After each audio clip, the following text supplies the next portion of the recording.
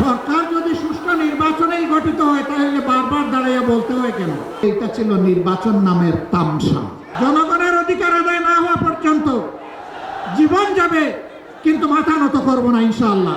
আমরা গভীরভাবে আস্থাশীল, ইনশাআল্লাহ আমাদের নয় জনগণের বিজয় হবে। জুলাইকে সম্মান করব, বুকে ধারণ করব, জুলাইয়ের সাথে বেঈমানি করব না। দেশের জন্য যতবার প্রয়োজন আমিও তোমাদের কাতারে দাঁড়িয়ে বলছি, আমিও যুবক, জীবন দিতেই থাকবো। আজকে যে মঞ্চে আমরা এখানে দাঁড়িয়েছি, এই মঞ্চের সাথে দুইটা জিনিস কখনো যাবে না, একটা আধিপত্যবাদ আর একটা ফ্যাসিবাদ। এই দুইটাকে এই মঞ্চ কখনো কবুল করবে না, বরদাস্ত করবে না। এই মঞ্চে যারা বসে আছেন তারা জাতির স্বার্থে দেশপ্রেম বুকে ধারণ করার কারণে জ্বলে জ্বলে তিলে তিলে তারা প্রমাণ করেছেন, জীবন দেব, অন্যায়ের কাছে মাথা নত করব না। আফসোস, 2006 সালের 28 অক্টোবর যে খুনের রাজনীতি দিয়ে হাত রাঙিয়ে মানুষের রক্ত দিয়ে হাসিনার রাজনীতির নতুন উত্থান হয়েছিল, তাদের হাতে একসময় যারা সকলেই মজলুম ছিলাম, রাজপথে আন্দোলন করেছি, সংগ্রাম করেছি, তাদেরই একটা অংশ আজকে সরকারে যাওয়ার পরে অতীতের সব কিছু ভুলে গিয়েছে। কেন আজকে এই দাবি বাস্তবায়নের জন্য আমাদেরকে সোহরাওয়ার্দী উদ্যানে আসতে হলো? তারা জাতির সাথে বিশ্বাসঘাতকতা করেছেন, এই কারণেই আসতে হলো। তারা স্বীকার করতে বাধ্য হয়েছেন জুলাই সনদ বাস্তবায়নের কার্যকরী আইনি পদ্ধতি হিসাবে গণভোটের কোনো বিকল্প নেই। এই জন্য সেই গণভোটের প্রস্তাব তাদেরই একজন করেছিলেন। তাদের নেতা নির্বাচনী প্রচার অভিযানে শহীদ আবু সাঈদের স্মৃতিবিজড়িত রংপুরে গিয়ে বলেছিলেন, প্রিয় দেশবাসী, ভোট দেবেন দুটা, একটা দিবেন আমাদের মার্কায়, আরেকটা দিবেন গণভোটে। আপনারা সকলে গণভোটে হা বলবেন। এখন তারা বলছেন গণভোট অবৈধ। পার্লামেন্টে আমরা জিজ্ঞাসা করলাম, এটা কি নির্বাচনের পরে অবৈধ হলো না আগেই অবৈধ ছিল? তারা কোনো সময় বলেন আমরা 4টার মধ্যে 3.5টা মানি, কোনো সময় বলেন যে পুরাটাই অবৈধ। আমরা বলেছি পার্লামেন্টে, আপনারা দেখেছেন একই আদেশে 2টা ভোট, গোস্ত হালাল কিন্তু শুরুয়া জুল হারাম। এর সুবিধাবাদী মানসিকতা। আমাদের সম্মানিত সহকর্মী এবি পার্টির চেয়ারম্যান বলেছেন, 71 সালে জনগণের রায়কে অমান্য করার কারণেই একটি যুদ্ধ অনিবার্য হয়ে উঠেছিল। যারা রায় অস্বীকার করেছিলেন তাদের পরিণতি ভালো হয়নি। এবারও যারা রায় অস্বীকার করছেন তারা নিজেদেরকে মুক্তিযুদ্ধে অবিসংবাদিত অংশ মনে করেন। আমরা বলি সেই মুক্তিযুদ্ধকেই সম্মান করে আবার রায়টা মেনে নেন। এই রায় মেনে নিলে আমরা এই স্টেজে দাঁড়িয়ে এই দাবিতে আর বক্তব্য দেব না। কিন্তু এই রায় যদি না মানেন, মহান আল্লাহকে সাক্ষী রেখে বলছি, এই রায় বাস্তবায়ন না হওয়া পর্যন্ত আমাদের আন্দোলনে আমরা কোনো ধরনের বিশ্রাম নেব না। আন্দোলন চলবে সংসদে, আন্দোলন চলবে রাজপথে। নাহিদ ইসলাম বলেছেন, একসময় রাজপথ আর সংসদ প্রয়োজনে একাকার হয়ে যাবে।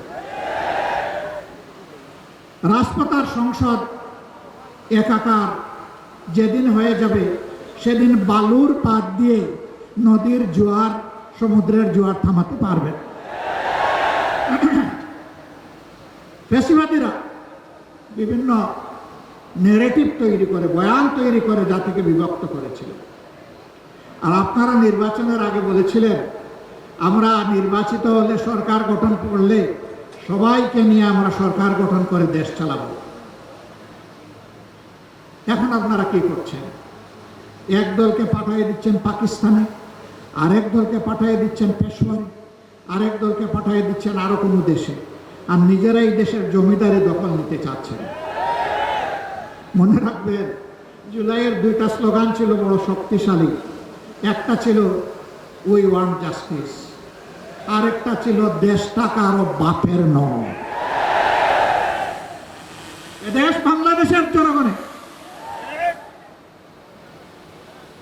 আধিপত্যবাদের দূষরদেরকে তারা দেখি শত শত আলিম ওলামা বুকের তাজা রক্ত এবং জীবন দিয়ে এই দেশবাসীকে জীবন এনে দিয়েছে। আমরা সেই আলিম ওলামার সাথে বিশ্বাসঘাতকতা করব না।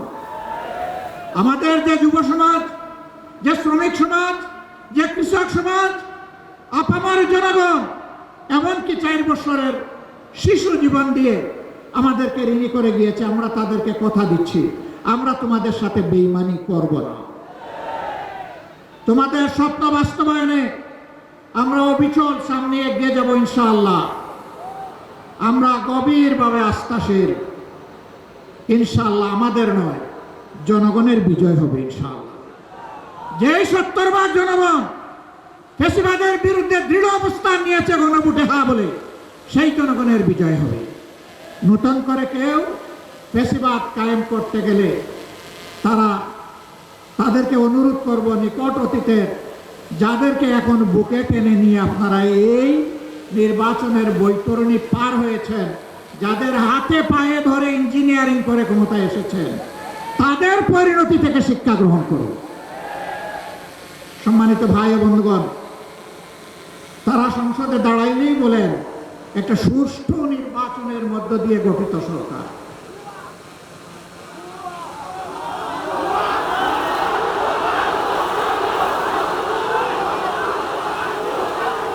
সরকার যদি সুষ্ঠু নির্বাচনেই গঠিত হয় তাহলে বারবার দাঁড়াইয়া বলতে হয় কেন? মেকিয়াভেলির একটা কথা আছে, তুমি যদি কোনো মিথ্যাকে এস্টাবলিশ করতে পারো তাহলে একবার বললে হবে না, শতবার বলতে হবে। হ্যাঁ, ইতিমধ্যেই রাজসাক্ষী 2 জন পাওয়া গেছে। একজন সাবেক সরকার, এই ইন্টারিম গভর্নমেন্টের একজন উপদেষ্টা, তিনি বলেছেন আমরা ওদেরকে মেইন স্ট্রিম হতে দেইনি, ওরা পাওয়ার কথা ছিল 168, আমরা এদেরকে নামিয়ে এনেছি 68-তে। তাইলে তিনি স্বীকার করে নিয়েছেন যে একটা নিরপেক্ষ সরকারের অংশ হয়ে তিনি দেশবাসীর সাথে বিশ্বাসঘাতকতা করেছেন। তিনি বলেন নাই যে আমি নামিয়ে এনেছি, বলেছেন আমরা নামিয়ে এনেছি বহু বছর। তাইলে বাকি বচনগুলা কারা? এদের চেহারাও জাতির সামনে আপনি একটু বলে দেন, একা এ দায় নেবেন কেন? আরেকজন সংসদের ভিতরে স্থানীয় সরকার পল্লী উন্নয়ন প্রতিমন্ত্রী, তিনি বলেছেন যুবকরা ছাত্ররা আন্দোলন করে ফ্যাসিবাদের পতন ঘটিয়েছে, আমরাও ছিলাম। তবে ডক্টর মোহাম্মদ ইউনূস ক্যাপ্টেনের হাতে লন্ডনে গিয়ে পতাকা দিয়ে এসেছেন, ক্যাপ্টেনের হাতে নাকি ট্রফি দিয়ে এসেছেন। ট্রফি যদি আগেই ক্যাপ্টেনের হাতে চলে যায় তাহলে এটা ছিল নির্বাচন নামের তামসা।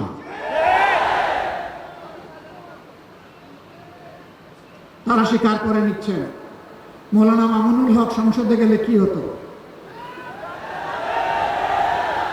যা হতো এর ভয়েই তাকে আটকে দেওয়া হয়েছে। কয়দিন, কতদিন আটকাবেন? ইনশাআল্লাহ দেশপ্রেমিকরাই বাংলাদেশ আগামীতে পরিচালনা করবে ইনশাআল্লাহ। তৈরি হন, লড়াই চলবে, থামবো না, চালিয়ে যাব। জনগণের অধিকার আদায় না হওয়া পর্যন্ত জীবন যাবে, কিন্তু মাথা নত করবো না ইনশাআল্লাহ। আজকের এই সমাবেশ থেকে আমরা আরেকবার প্রতিজ্ঞা নিলাম, ইনশাআল্লাহ জুলাইকে সম্মান করব, বুকে ধারণ করব, জুলাইয়ের সাথে বেঈমানি করব না। আর জুলাইয়ের সাথে যারা বেঈমানি করবে তাদেরকে ছাড় দিয়ে কথা বলা হবে না। বিশেষ করে যুবকদেরকে অনুরোধ করব, তৈরি হন। বলবেন আর কতবার জীবন দেব? দেশের জন্য যতবার প্রয়োজন আমিও তোমাদের কাতারে দাঁড়িয়ে বলছি, আমিও যুবক জীবন দিতেই থাকবো। বিড়ালের মতো বাঁচতে চাই না, শত বৎসর, হাজার বছর, সিংহের মতো বাঁচতে চাই 1 সেকেন্ড। এর মাঝে আর কোনো কম্প্রোমাইজ হবে না ইনশাআল্লাহ। আধিপত্যবাদের কোনো ষড়যন্ত্র বরদাস্ত করা হবে না, সব কিছুকে ছিন্ন ভিন্ন করে দেওয়া হবে ইনশাআল্লাহ।